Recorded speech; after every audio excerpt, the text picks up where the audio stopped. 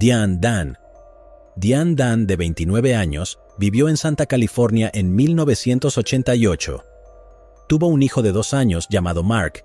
Diane trabajaba en la Corporación de Tránsito de San Diego. El 2 de mayo de 1988, cuando no se presentó a trabajar, un colega suyo fue a su casa y encontró el cuerpo de Diane en su habitación. Había sido apuñalada fatalmente. El hijo de Diane estaba deambulando por el complejo de apartamentos. Los investigadores encontraron el ADN de un hombre bajo las uñas de Diane y también había un cabello en sus manos que pertenecía a un hombre desconocido. La evidencia fue recogida y almacenada para que pudiera ser utilizada más tarde cuando la tecnología de ADN fuera más avanzada. Recientemente, con la ayuda de la genealogía genética, la tecnología fue lo suficientemente avanzada. Los investigadores fueron capaces de utilizar el cabello para crear un perfil de ADN del sospechoso. El perfil de ADN se presentó en las bases de datos de ADN públicas. Un equipo de casos sin resolver formó un árbol genealógico del sospechoso. Este proceso fue bastante exhaustivo, ya que se construyeron 9 árboles genealógicos con casi 1.300 personas conectadas con el sospechoso, ya sea a través de la sangre o por matrimonio. Esto llevó a los investigadores hasta Warren Robertson. Él era un conductor de grúa que vivía en el mismo complejo que Diane. No se sabe si los dos se conocían entre sí, pero ambos eran conocidos por ser entusiastas de las carreras y asistieron a carreras de coches de stock en el circuito de El Cajón. Robertson murió en un incendio en Indiana en 1990. Tenía 39 años. El hijo de Diane, Mark Bayer, dijo que estaba impresionado por cómo se resolvió el caso. Mirando hacia atrás, algunas de las luchas por las que pasas es que te sientes solo por lo que has pasado. Perdiste a tu madre. Él expresó: las respuestas que mi familia recibió es cierre y cierre es todo, incluso después de tanto tiempo ha pasado. La hermana menor de Diane, Victoria Dan Minter, dijo que estaba agradecida de que los investigadores hubieran resuelto el caso. No pensé que nada iba a salir de esto, dijo en la conferencia de prensa. Pensé que iré a mi tumba sin ser tan bien recordada como mi madre y mi padre. Eve Wilkowitz. Eve Wilkowitz, de 20 años, vivía en Long Island, Nueva York, en 1980. Trabajó como secretaria en Manhattan. El 22 de marzo de 1980, Eve tomó un tren de ferrocarril de Long Island a la costa de la bahía. Después de salir de la estación de tren, todavía tenía que caminar para llegar a casa. Por desgracia, nunca llegó a su casa. 3 días después, su cuerpo fue encontrado. Había sido estrangulada y ultrajada. Los investigadores recogieron ADN masculino de su cuerpo que pertenecía a la persona que le quitó la vida. Pasaron muchos años antes de que los investigadores pudieran usar el ADN para identificar a un sospechoso, pero recientemente hicieron precisamente eso. Asimismo, crearon un perfil de ADN del sospechoso. Luego ese perfil fue enviado a bases de datos públicas de ADN. En 2022, los investigadores identificaron al hijo del sospechoso. El hijo había introducido su ADN en un sitio web genealógico público. Los investigadores fueron a entrevistar al hijo y, como acto seguido, les dio una muestra de ADN. Después de algunas pruebas más, los investigadores estaban convencidos de que Herbert Rice era el hombre que estaban buscando. El único problema era que había fallecido en 1991 debido al cáncer. Rice tenía 29 años en el momento del crimen. En 1980, vivía con su madre cerca de donde se encontró el cuerpo de Eve. Los investigadores luego exhumaron el cuerpo de Rice y un análisis genético de su ADN confirmó que él fue el que tomó la vida de Eve. A finales de marzo de 2022 se realizó una rueda de prensa para anunciar la actualización del caso. La hermana de Eve, Irene Wilkowitz, dijo esto en la conferencia de prensa sobre ver la cara en una foto del hombre que se llevó a su hermana. Es la primera vez que lo veo. No lo busqué en Google, a pesar de que sabía su nombre desde hace un par de meses. No quería ver la última cara que Eve vio cuando todavía estaba viva. Los fiscales no creen que Eve y Rice se conocieran. Creen que fue simplemente un crimen de oportunidad. Natalie Schaublin. Natalie Schaublin, de 54 años, vivía en Bedford, Massachusetts, en 1971. Estaba casada con Raymond Schaublin, presidente del banco Lexington Trust. Tuvieron 2 hijos, un niño y una niña. El 10 de junio de 1971, cuando Raymond llegó a casa, encontró el cuerpo sin vida de Natalie en su sótano. Ella había sido atada y apuñalada repetidamente. Además, se encontró una mordaza alrededor de su cuello. Incluso se descubrió que su Chevrolet Impala de 1969 había desaparecido de su garaje. Los investigadores encontraron el coche a menos de 1 milla de su casa. El auto parecía haber sido limpiado intencionalmente para eliminar las huellas dactilares, pero la policía pudo observar y recoger varias huellas latentes de él, incluyendo una ubicada en la ventana trasera derecha. La policía en ese momento siguió varias pistas, pero desafortunadamente ningún sospechoso pudo ser identificado. Pasaron décadas sin un arresto, pero en 1999 los fiscales notificaron que ya había nueva tecnología de huellas dactilares del FBI. Una de las huellas del coche coincidía con las de Arthur Louis Massey. Cuando fue interrogado por los investigadores, Massey negó cualquier implicación. Más tarde, afirmó que fue solicitado por un asociado del crimen organizado para tomar la vida de la esposa de un banquero y hacer que el crimen pareciera un robo, pero dijo que rechazó la solicitud. Los investigadores no encontraron pruebas de que Raymond Schaublin estuviera involucrado en un complot para acabar con la vida de su esposa. A lo largo de los años, las autoridades continuaron investigando a Massey para obtener pruebas suficientes para realizar un arresto. En 2019, la fiscal de distrito del condado de Middlesex, Marion Ryan, creó una unidad de casos sin resolver, tratando de resolver más casos sin resolver, incluyendo el de Natalie. Los investigadores pudieron encontrar a una mujer que dijo haber trabajado con Massey en un plan para estafar bancos en la década de los 90. La mujer también proporcionó otra información crítica. Dijo a los investigadores que Massey siempre llevaba un cuchillo alrededor y se jactó de que él tomó la vida de alguien con el cuchillo.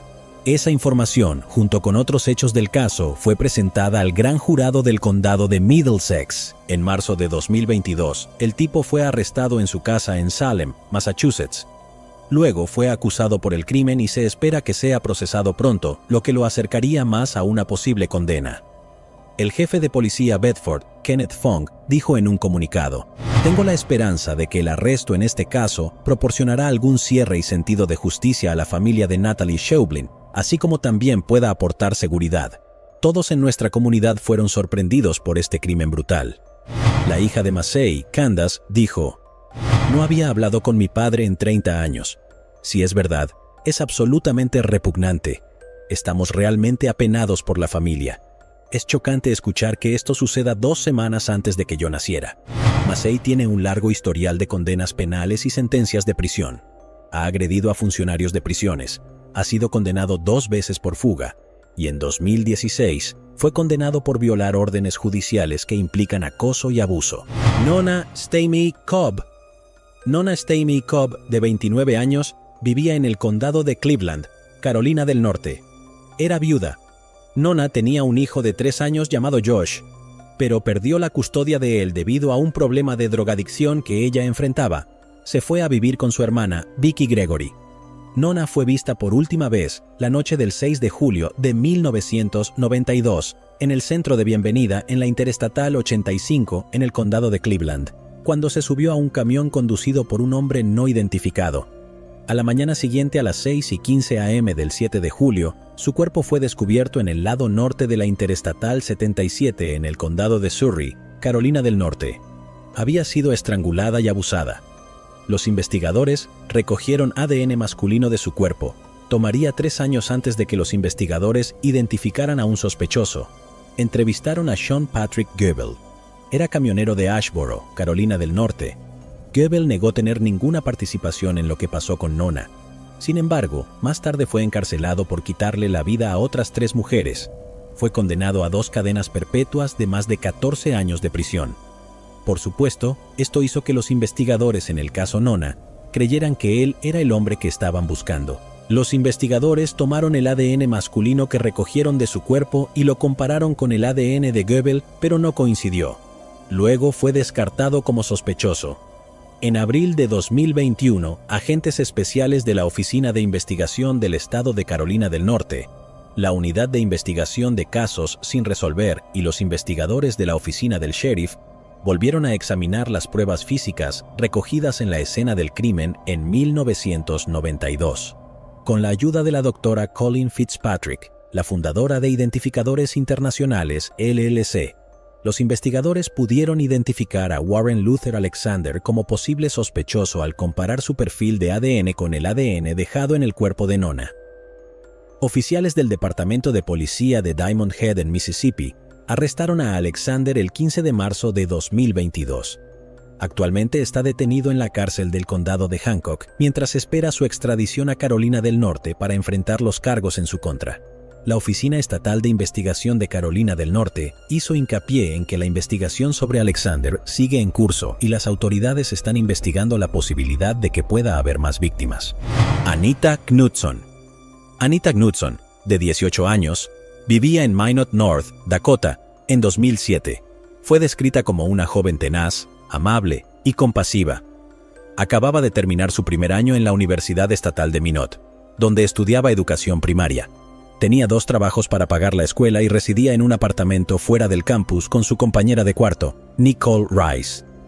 La madre de Anita, Sharon Knudson, habló por última vez con ella el viernes 1 de junio de 2007.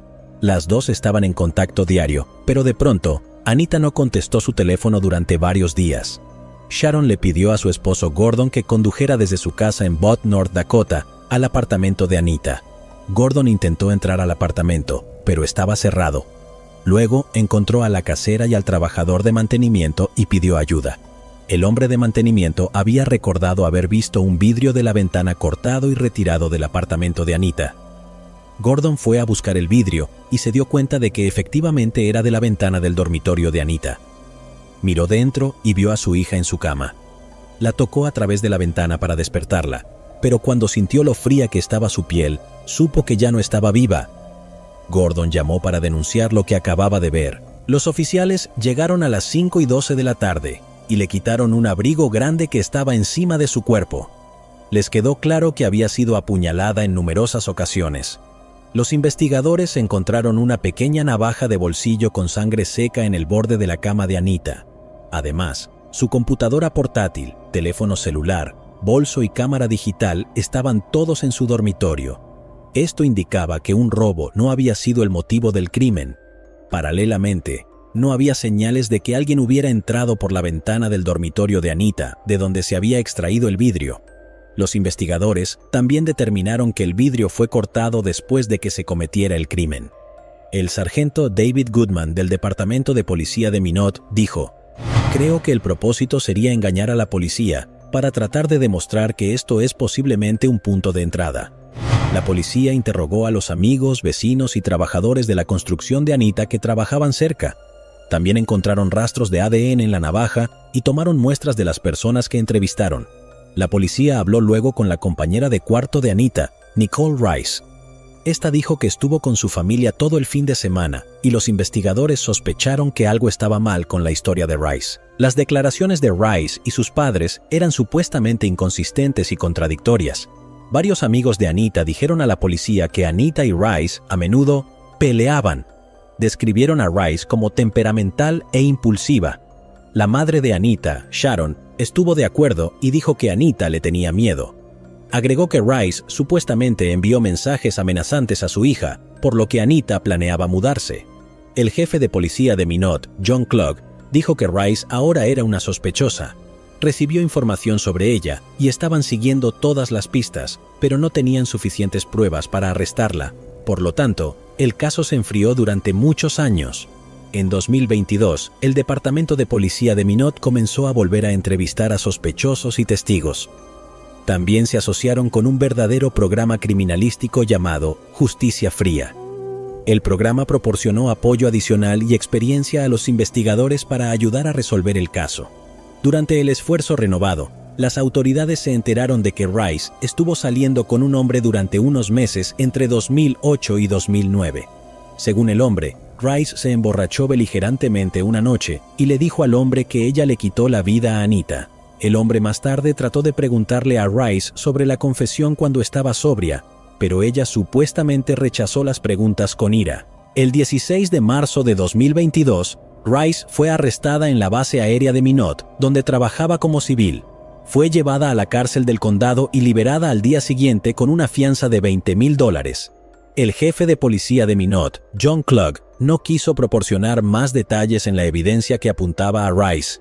Creo que el punto de inflexión en este caso fue realmente tratar de reunir toda esa información y ponerla en un orden que tuviera sentido. Solo necesité un poco de reorientación y mucha atención a los detalles más finos. Mi corazón está con la familia. Ojalá hubiéramos podido resolver esto antes, pero, al mismo tiempo, me alegra decir que tenemos a la persona responsable en custodia. Xu Ming Tang. Xu Ming Tang vivía en San Carlos, California, en 1993. Emigró a los Estados Unidos desde Taiwán con su esposa e hijos. Abrió una tienda de mamá y papá llamada Devonshire, el 26 de abril de 1993. Los testigos oyeron disparos en una tienda. La policía encontró a Xu dentro y le habían disparado. Inmediatamente fue llevado de urgencia al hospital, pero no lo logró. Se determinó que era un robo que salió mal. Los detectives recibieron información de que una mujer fue vista saliendo de la tienda poco después del tiroteo. El crimen conmocionó la tranquila comunidad de San Carlos y atrajo la atención nacional después de haberse presentado en los más buscados de Estados Unidos. Los investigadores esperaban que llegaran pistas útiles, pero eso no sucedió y el caso se enfrió por algún tiempo. En 2018, los detectives del sheriff del condado de San Mateo asignados a las investigaciones de casos sin resolver revisaron el caso. Luego, el 24 de marzo de 2022, Raina Elizabeth Hoffman Ramos, de 61 años de edad, fue arrestada en Dewey, Oklahoma, en relación con el caso. Vivió en la misma zona que Xu en 1993, pero se mudó a Oklahoma en los últimos años. Los investigadores creen que actuó sola. Tiene antecedentes penales, según los investigadores. Actualmente está esperando en la cárcel del condado de Washington, esperando ser llevada a California para enfrentar los cargos en su contra. El teniente de la oficina del sheriff del condado de San Mateo, Jacob Trickett, no quería dar más detalles sobre lo que exactamente llevó al arresto, pero agradeció el avance en la tecnología forense. La familia de Xu ha sido informada de que se ha hecho un arresto en el caso. El sheriff del condado de San Mateo, Carlos Bolanos, dijo que el departamento agradeció a los familiares de Xu por su apoyo y espera que la familia obtenga la justicia y el cierre que se merecen. Sophie Sergi. Sophie Sergi, de 20 años, vivía en Pitcairn Point, Alaska, en 1993. El 25 de abril fue a visitar a una amiga en la Universidad de Alaska Fairbanks. La última vez que vieron a Sophie fue cuando dejó a su grupo de amigos para fumar un cigarrillo afuera. A la mañana siguiente, un conserje encontró su cuerpo en una bañera de dormitorio. La habían apuñalado varias veces, le habían disparado en la nuca y también la habían agredido indecentemente. Los investigadores recogieron pruebas de la escena del crimen, incluyendo ADN masculino del cuerpo de Sophie. También entrevistaron a los amigos de la joven y otras personas que vivían en el dormitorio o estudiaban en la universidad que podrían saber algo. Por desgracia, los investigadores no fueron capaces de encontrar una pista sustancial que les ayudara a encontrar al perpetrador. Entonces, el caso se enfrió. En 2019, los investigadores decidieron volver a examinar el caso. Esta vez ya tenían tecnología de ADN más avanzada para ayudarles. Los investigadores tomaron el ADN del hombre desconocido que fue recogido del cuerpo de Sophie y lo presentaron en una base de datos de ADN pública. Ahora tenían la capacidad de encontrar a un pariente del sospechoso. Creían que habían encontrado a su tía.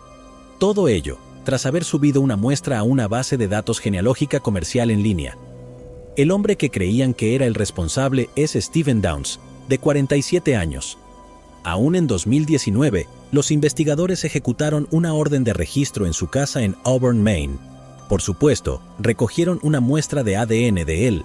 Esta muestra coincidía con la recogida en la escena del crimen en 1993, por lo que fue arrestado rápidamente. El juicio de Downs comenzó en enero de 2022. Durante el juicio, los jurados escucharon a personas que estaban en el dormitorio la noche del crimen.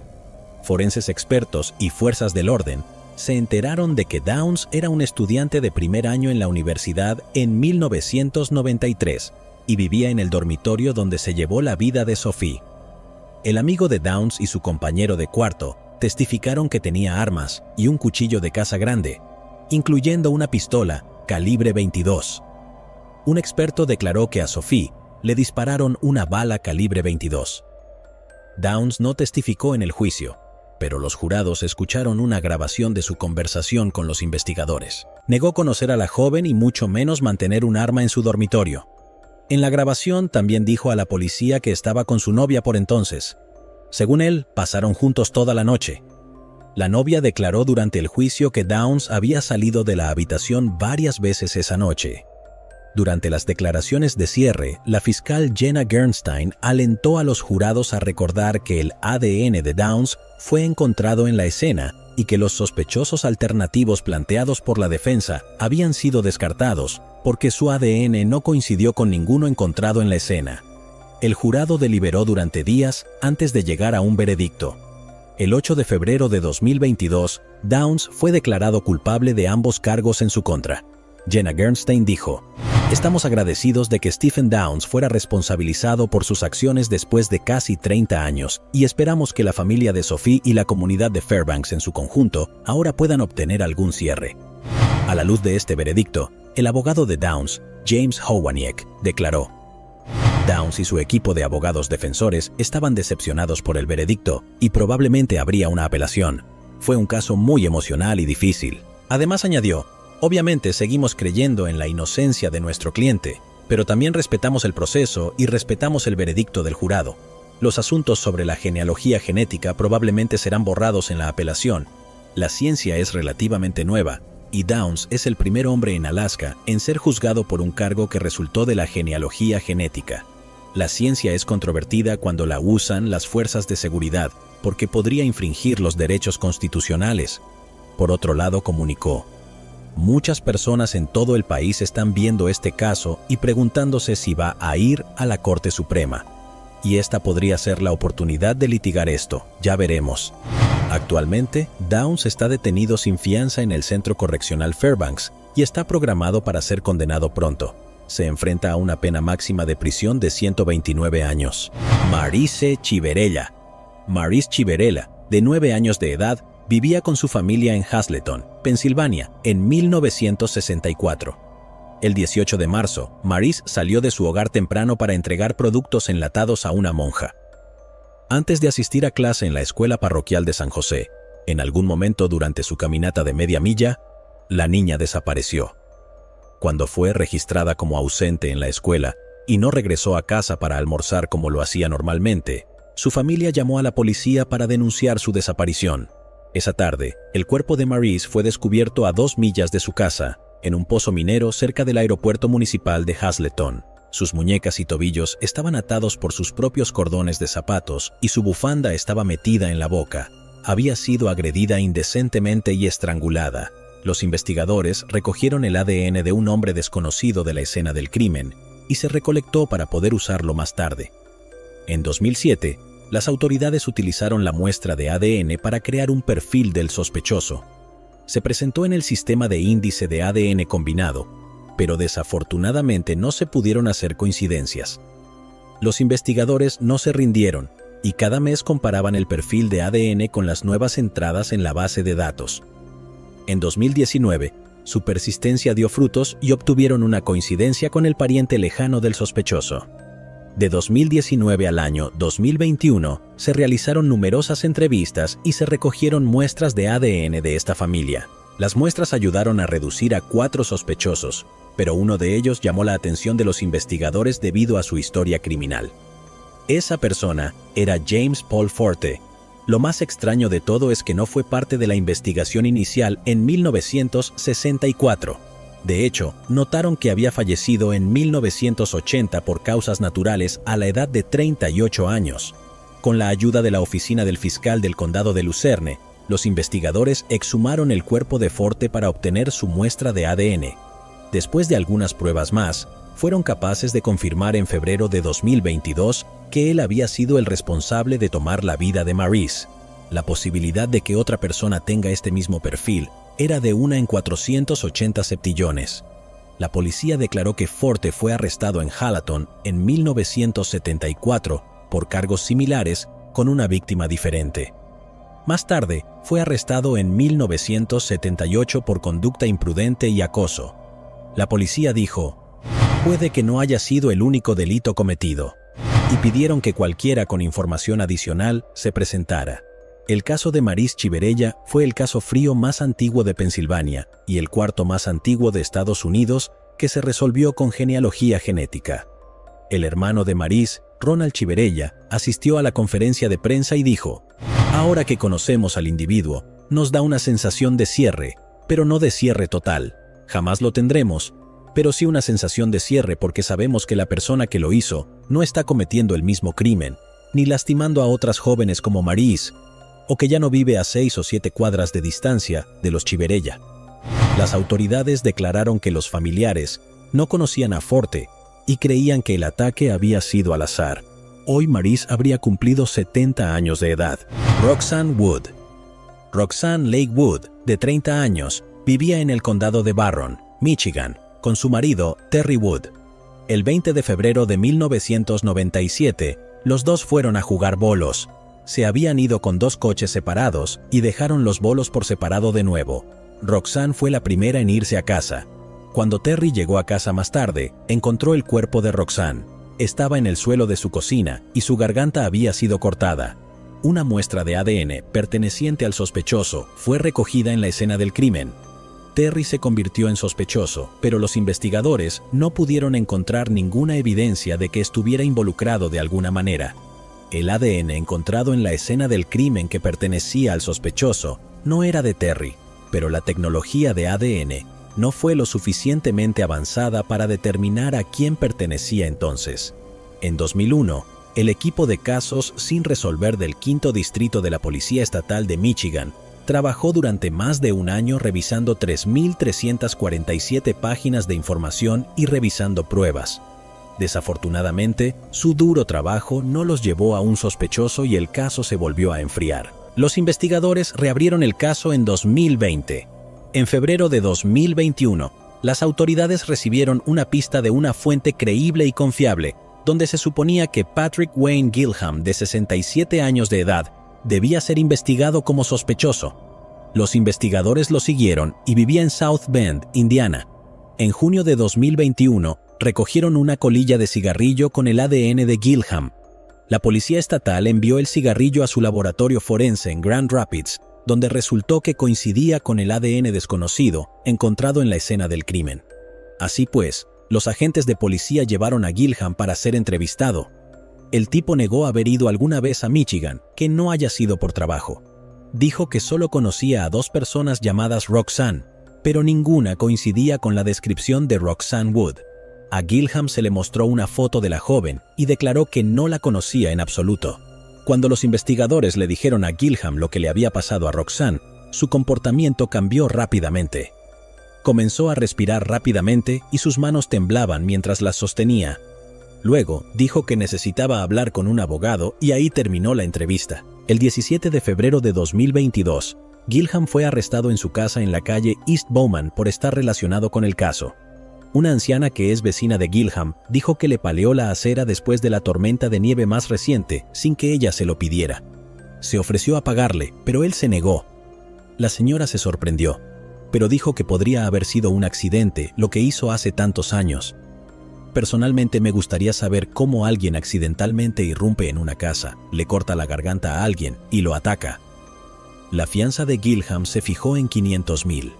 Si lo publica, debe usar un rastreador y permanecer en una residencia en Michigan. Todo ello hasta aparecer en la corte para un examen preliminar. El teniente Chuck Christensen expresó: "Es un alivio que tengamos un individuo arrestado por esto, pero puedo decirles que hay mucho trabajo de investigación que continuará desde este punto". Christensen también dijo que habló con el marido de Roxanne, Terry, y su familia. Estaba feliz y agradecido de que este avance se haya hecho. Además, evidenció alivio. Después de este domingo, serán 37 años desde que esto sucedió. Mary Jane Thompson. Mary Jane Thompson, de 20 años, vivía en Dallas, Texas, en 1984. Anteriormente, había vivido en Houston y Los Ángeles, pero decidió mudarse a Dallas en 1983. Mary trabajaba en una tienda y también en un restaurante. Su sueño era convertirse en modelo. Sin embargo, la joven fue vista por última vez tomando un autobús a una clínica médica el 11 de febrero de 1984. 2 días después, su cuerpo fue encontrado detrás de un almacén en Dallas. había sido estrangulada por sus propios calentadores de piernas y también agredida. Los investigadores recogieron ADN perteneciente al culpable de la escena del crimen para usarlo más tarde. En 2009, se creó un perfil para el sospechoso, pero no coincidió con nadie en la base de datos, y el caso se enfrió. En 2018, la policía de Dallas decidió reabrir el caso. Esta vez, la tecnología de ADN era mucho más avanzada y trabajaron con un equipo de la oficina del fiscal de distrito y el FBI. El perfil del sospechoso fue enviado a las bases de datos públicas de ADN.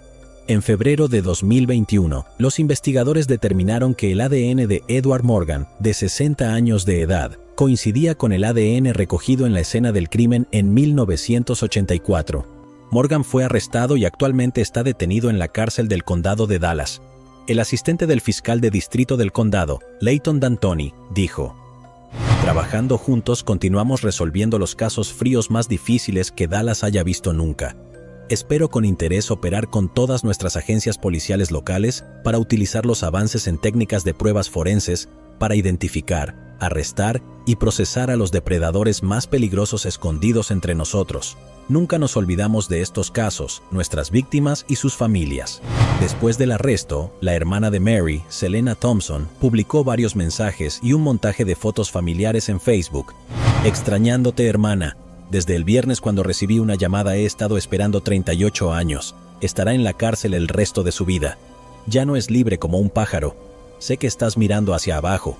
Viola Hagencourt, de 79 años, vivía sola en un apartamento en Anaheim, California, en 1980. El 18 de febrero de 1980, un vecino se preocupó por su paradero. Viola solía ser vista caminando por el complejo de apartamentos, pero no había sido vista en 2 días. El vecino entró en el apartamento de la joven y encontró su cuerpo sin vida. Había sido abusada y estrangulada.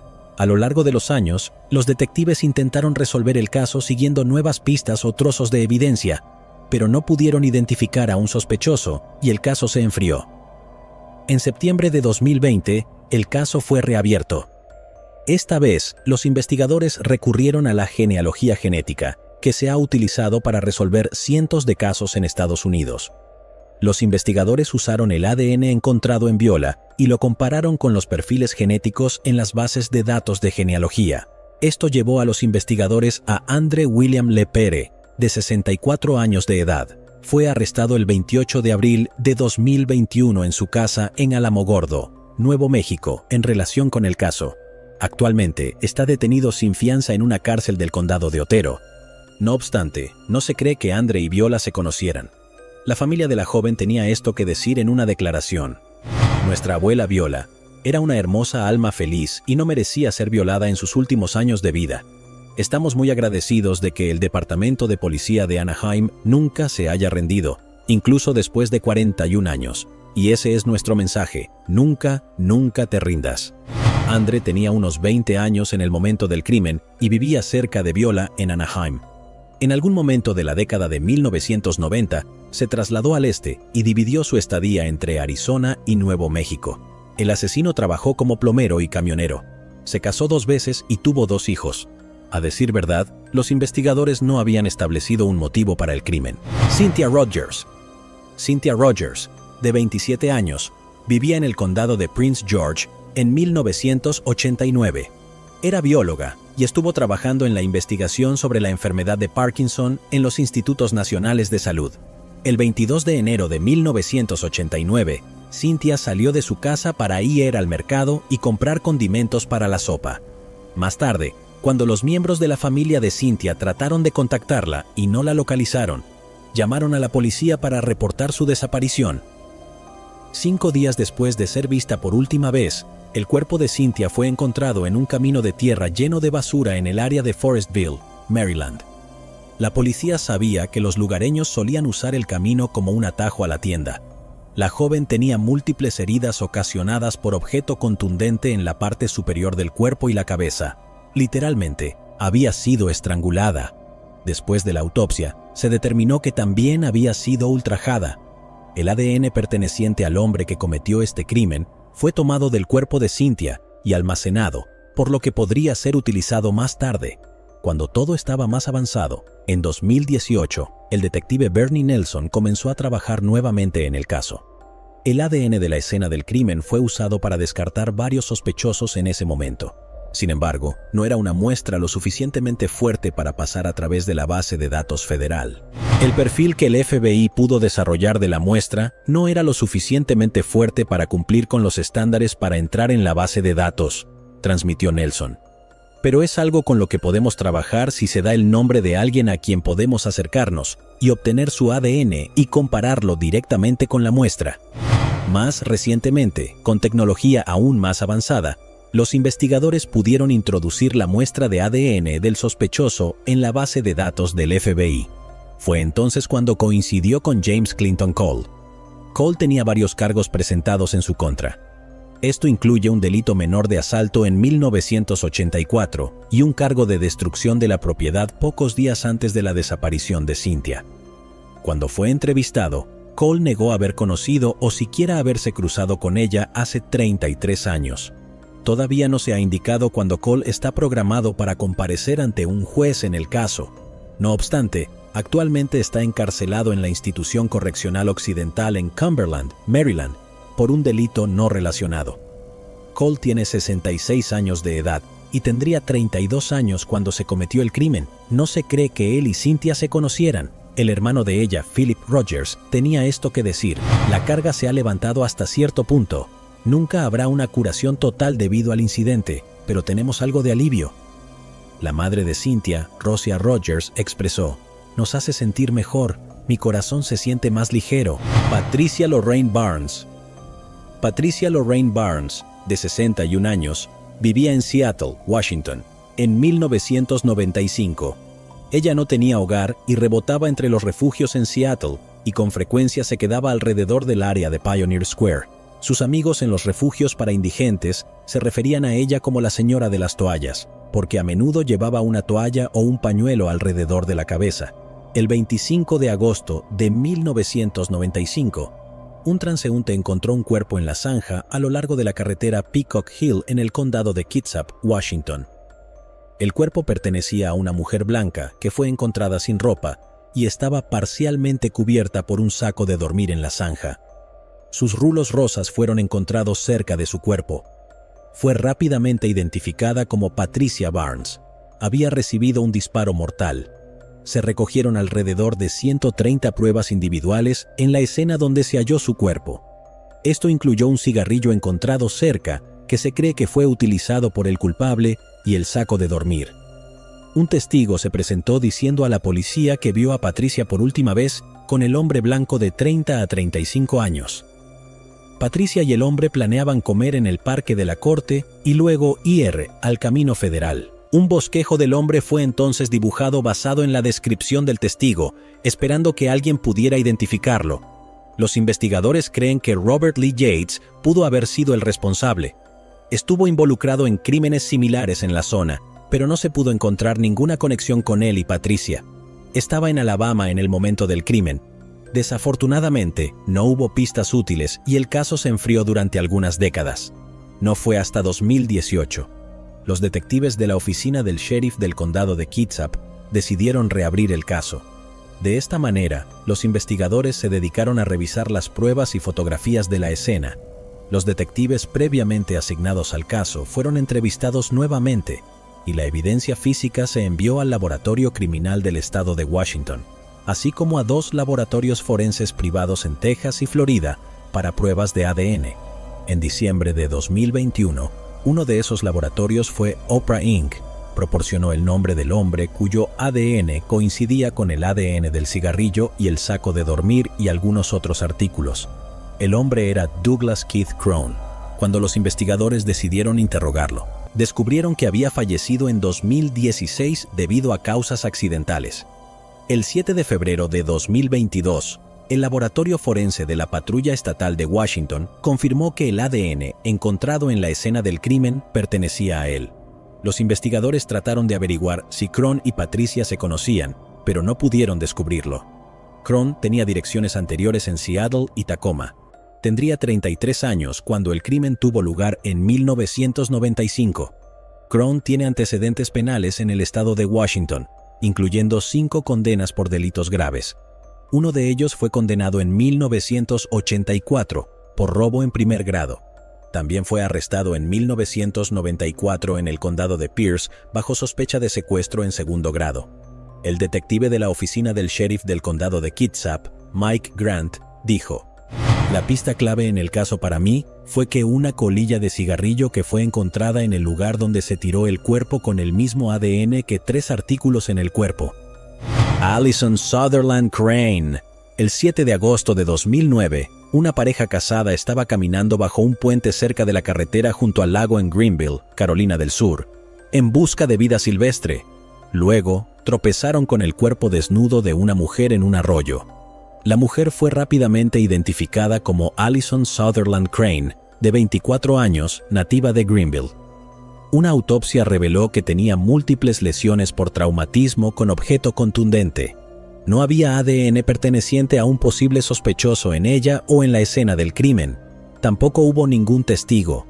Los investigadores localizaron registros de teléfonos celulares que les ayudaron a hacer una conexión entre Allison y Jeffrey Phillips, de 38 años. Phillips era un taxista frecuente en el área y había trabajado para Allison antes. Los investigadores pudieron descubrir que Phillips le debía dinero a Allison. Recientemente, los investigadores fueron capaces de localizar más registros de teléfonos celulares, donde Phillips reveló que fue el que se llevó la vida de Allison. Los investigadores también encontraron que Phillips está actualmente encarcelado en la cárcel del condado de Sullivan, en Tennessee. Él está esperando juicio por haberle quitado la vida a su compañero de cuarto en 2017. Su compañero de cuarto era Timothy France, de 28 años, y ambos vivían en un parque de casas móviles en Tennessee. Phillips se enojó con Timothy porque Timothy le había vendido metanfetaminas a la novia de Phillips. Phillips ató las piernas de Timothy con una toalla y luego lo arrastró fuera del remolque. Luego usó una roca, una azada de jardín y un pedestal del fregadero para golpear a Timothy. Los vecinos llamaron a la policía.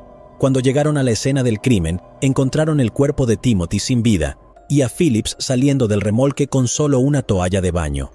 Ellos dejaron que Phillips se vistiera. Cuando reapareció, los oficiales notaron que había sangre en sus zapatos. Cuando lo entrevistaron, Phillips no dejaba de cambiar su historia. En una de las versiones, declaró que atrajo a Timothy fuera alegando que necesitaba ayuda para montar una hamaca.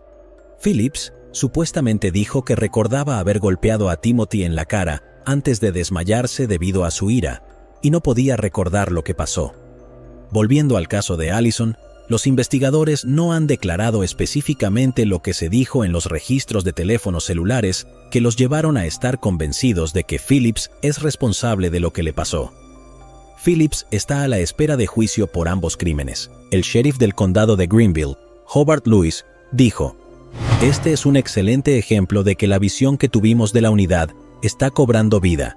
Traer resolución y justicia para la familia y amigos que trágicamente perdieron a sus seres queridos. Es bastante difícil perder a alguien que amas, pero tener preguntas sin respuesta y que un caso se enfríe eleva el nivel de dificultad. Tengo la bendición de trabajar junto a estos investigadores dedicados que se dedican incansablemente a su búsqueda de justicia. Tenemos mucho más trabajo por hacer, pero este es otro gran paso en la búsqueda de nuestro organismo. Un compromiso inquebrantable para resolver los casos sin resolver". Luis también dijo que todavía había unos 90 casos sin resolver en su condado, que se remonta a 1967 que todavía están tratando de resolver. La madre de Allison, Tammy Morrison, se expresó de esta manera: "Allison era amada por muchas personas. Ella era amada por sus hijas, su hermana, yo, otros miembros de la familia, su tío Stevie y un montón de gente que no está aquí, pero han atravesado este proceso con nosotros". La hermana de Allison, Ashley Simmons, también habló con los medios. "Siempre dijimos desde el primer día que nunca nos daríamos por vencidos en encontrar quién se llevó la vida de mi hermana y nunca lo hicimos". Cherry Hughes. Cherry Hughes, de 39 años, vivía en California en 1994. Se había mudado allí después de divorciarse de su esposo Jeff Hughes, que vivía en Cathedral City. Comparten la custodia de sus hijos de 14, 13 y 8 años. En abril de 1994, Cherry se estaba adaptando a su nueva vida. Habían pasado 2 meses desde que se divorció de Jeff. Encontró un apartamento en el bloque 12900 de Parma Drive. En la tarde del 23 de abril de 1994, Cherry envió un mensaje a sus padres. Ella les explicó que alguien había estado tomando fotos de ella. También recibía llamadas extrañas en donde la otra persona colgaba sin decir nada.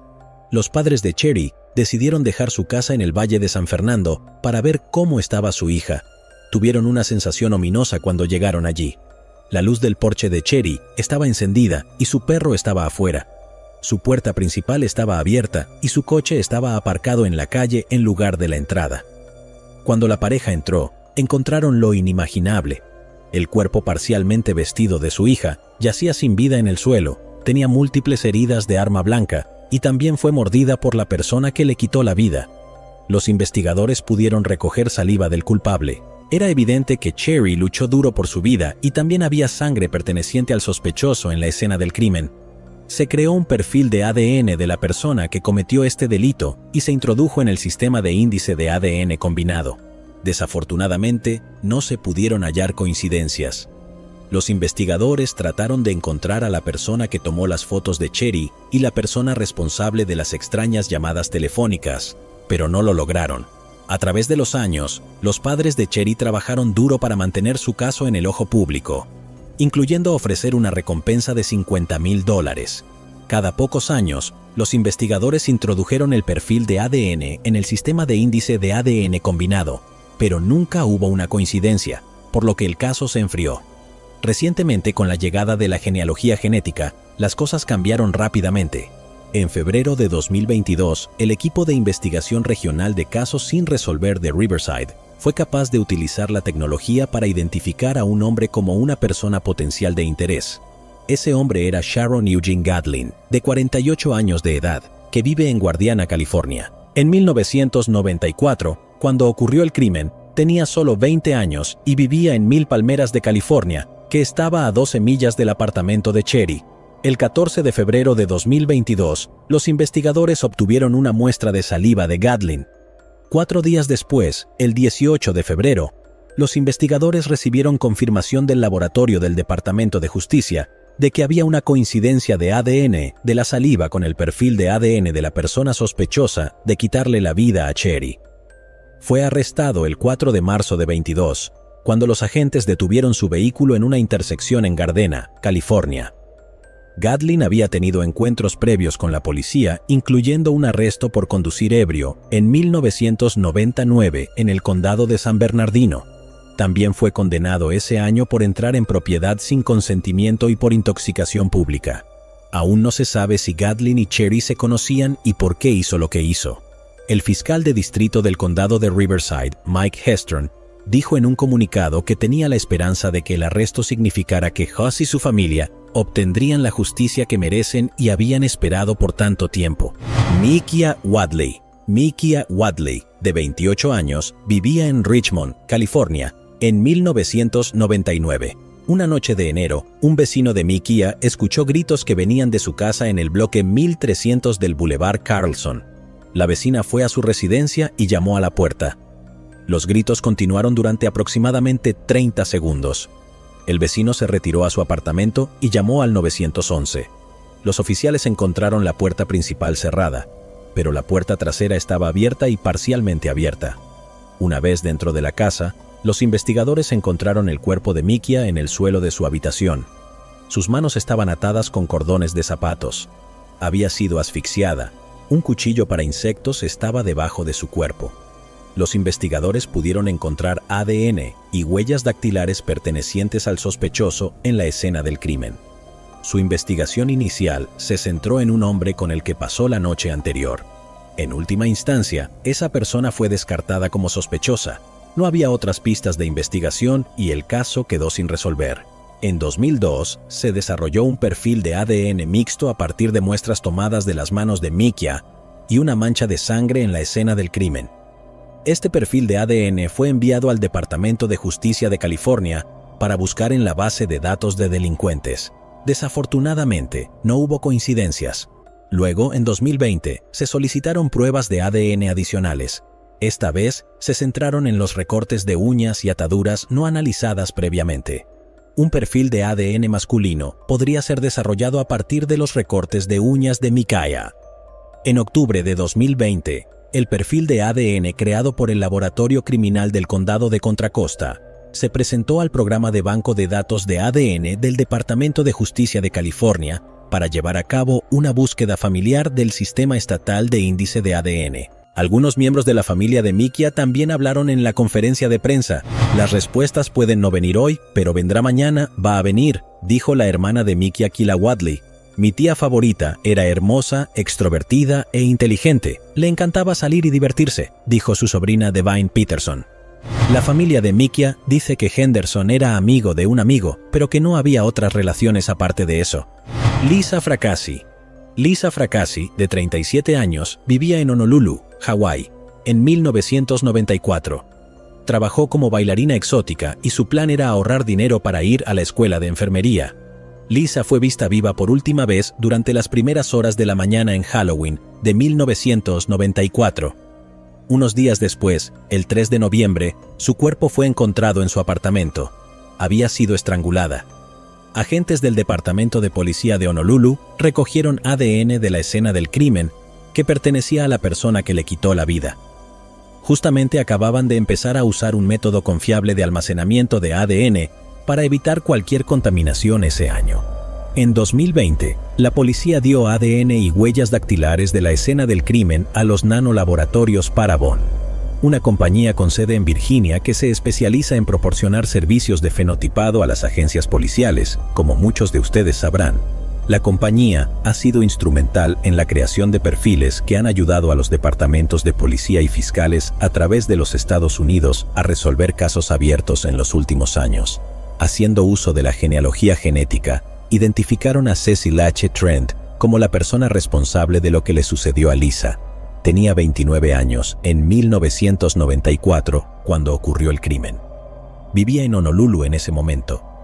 Falleció en 2013 a la edad de 48 años debido a una insuficiencia cardíaca congestiva. Tras su fallecimiento, se le tomaron las huellas dactilares. Uno de los miembros de su familia subió su ADN a un sitio público de ADN llamado HeadMatch. Así es como fue vinculado al crimen. La amiga de Lisa, America St. Thomas, dio su opinión al respecto. Era una persona cariñosa, como una enfermera que se sentaba durante horas con gente que necesitaba ayuda. Quería ser enfermera y empezó a bailar para poder ahorrar dinero y así poder ir a la escuela. Pero con un trabajo normal, es difícil ir a la escuela de enfermería. Una vez que te involucras en la vida nocturna, es aún más difícil. Cheryl Zuniga, profesora de la Universidad Hawaiian Pacific, solía ser una detective del Departamento de Policía de Honolulu que trabajaba en el caso de Lisa. Esto es lo que tenía que quiso expresar. Es una sensación maravillosa el poder decirles a las familias que vas a tener un cierre. Sabemos lo que pasó. Sabemos quién lo hizo. La policía local de Honolulu está trabajando actualmente en un cúmulo de casos atrasados. En 2018, lanzaron el proyecto Nunca Olvidado para tratar numerosos casos sin resolver.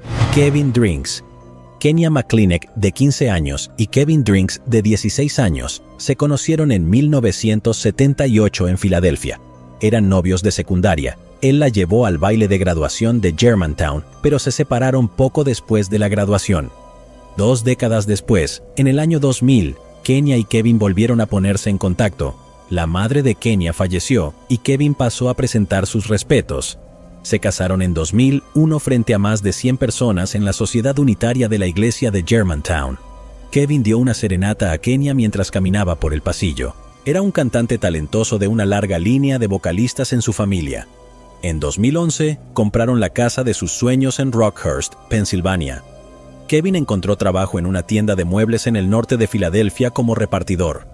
Pocos meses después de comprar la casa, gritaba frenéticamente y le decía a Kenya que fuera al hospital. Kenya pensó que Kevin podría haber estado en un accidente de coche y corrió al hospital Hahnemann. Allí se enteró de que le habían disparado fatalmente detrás de la tienda de muebles donde acababa de empezar a trabajar. No tenía sentido para Kenya. Kevin era un anciano de la iglesia que cantaba música gospel y le encantaba pasar tiempo con su familia. ¿Quién querría quitarle la vida y por qué?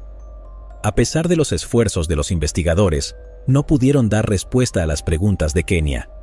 Ella repartía volantes, botones y camisetas pidiendo justicia para Kevin Drinks en el área donde ocurrió el tiroteo. Frecuentemente, llamaba a sus funcionarios electos implorándoles ayuda.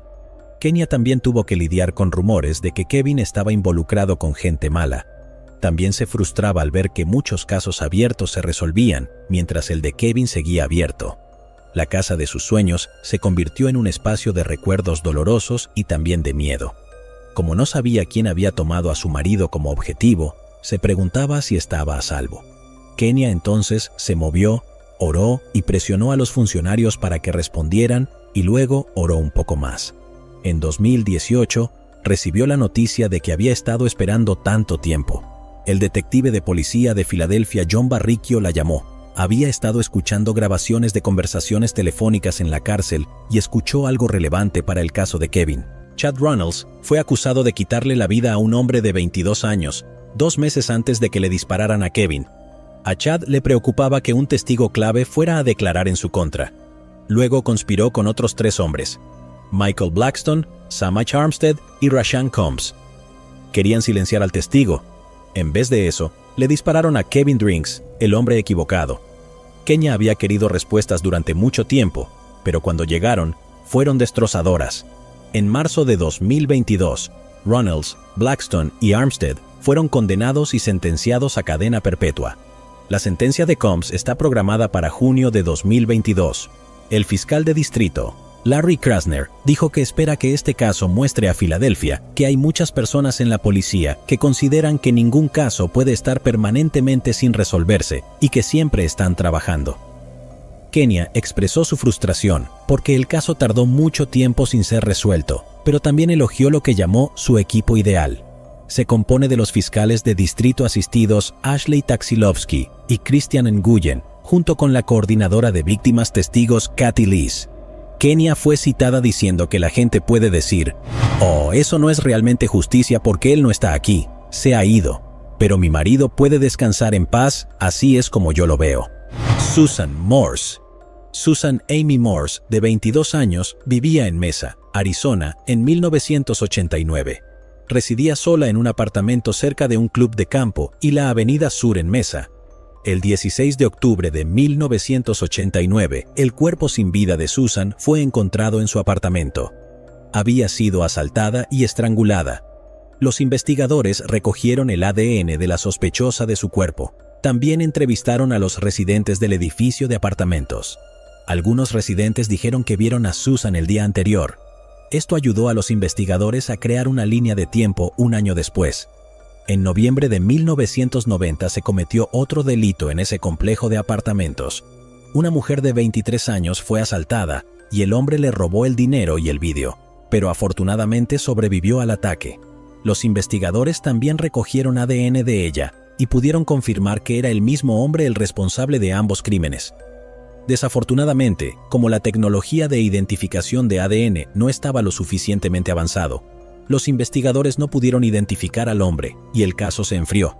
Sin embargo, recientemente, con la ayuda de la genealogía genética, los investigadores podrían utilizar el ADN recogido en 1989 y 1990 para identificar al hombre, quien resultó ser Thomas Cox, de 58 años.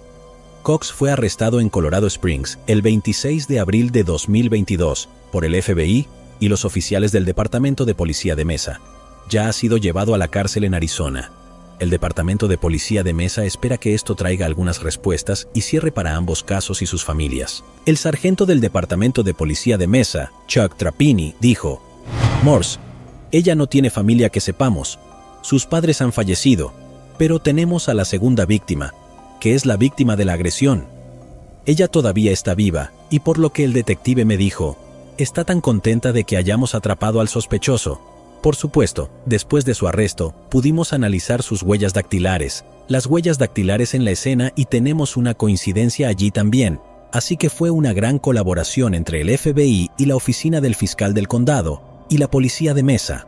No podemos dar suficiente crédito a los detectives que trabajan en este caso. Constantemente buscamos más. Cuando hay nueva tecnología o nuevas técnicas sobre cómo identificar a un sospechoso o examinar la evidencia, Creemos en eso y reexaminamos la evidencia a medida que pasan los años, y en este caso en particular, funcionó dramáticamente. Cox está detenido y deberá pagar una fianza de $1 millón. Su próxima audiencia en la corte será el 29 de abril de 2022. Los investigadores no creen que Cox conociera a ninguna de las dos víctimas, pero notaron que su madre vivía justo al lado de Susan. Emma Caldwell. Emma Caldwell, de 27 años, vivía en Glasgow, Escocia, en 2005. Era una trabajadora sexual en el Distrito Rojo de Glasgow. Emma fue vista por última vez el 4 de abril de 2005. 5 semanas después, su cuerpo fue encontrado a 40 millas de distancia en el bosque cerca del sur de Larrington. Los investigadores recogieron pruebas forenses en la escena del crimen. Entrevistaron a posibles sospechosos, pero no hubo pistas reales y el caso se enfrió. En 2015, el caso fue reabierto tras la consideración de abogados de alto rango en la oficina de la corona y la campaña de la madre de Emma, Margaret. En febrero de 2022, un hombre fue arrestado en relación con el caso. Era Ian Parker, de 49 años. El oficial investigador superior, Graham Mackey, dijo: "Los oficiales de la Policía de Escocia han emprendido una cantidad significativa de trabajo de reinvestigación de todos los aspectos que rodean el caso de Emma, siguiendo instrucciones del Procurador General". También añadió: "Esta es una investigación compleja y desafiante, y me gustaría agradecer a todos los involucrados por sus esfuerzos para llevarnos al punto de que un hombre está siendo arrestado hoy". La familia de Emma, en particular su madre Margaret, han demostrado una increíble resistencia y determinación, y hoy quiero rendir homenaje a ello. Hemos permanecido en estrecho contacto con ellos durante la investigación, y los oficiales han informado a Margaret sobre este importante desarrollo. Continuó diciendo: "El abogado Amur Anwar leyó una declaración en nombre de Emma mientras se sentaba al lado de su madre Margaret en una reunión informativa con los medios después del arresto. Dijo que Margaret y su familia estaban verdaderamente agradecidos a los detectives que vigilan Escocia y al equipo de la Procuradora General Dorothy Baines, que han trabajado incansablemente para volver a investigar el caso de Emma". Añadió: "También quiero rendir homenaje a Margaret Caldwell, una madre que a través del amor hacia su hija nunca se rindió en su lucha por la justicia. ¿Pero acaso no has visto este otro crimen? Yo no me lo perdería,